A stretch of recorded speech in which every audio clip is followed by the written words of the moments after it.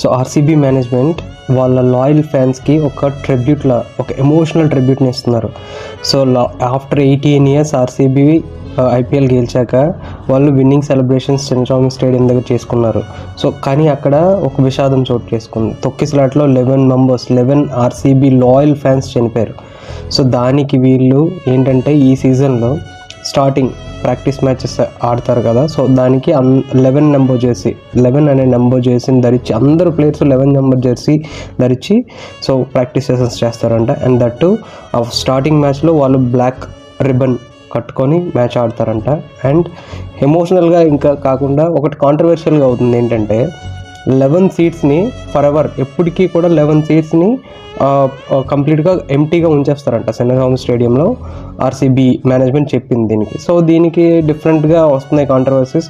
But నా perspective ఏంటంటే so they are showing a token of respect to them. So అని నేను అనుకుంటున్నాను. మరి మీరేమనుకుంటున్నారు ఈ విషయంపై? కామెంట్ చేయండి. Subscribe for behind the boundary.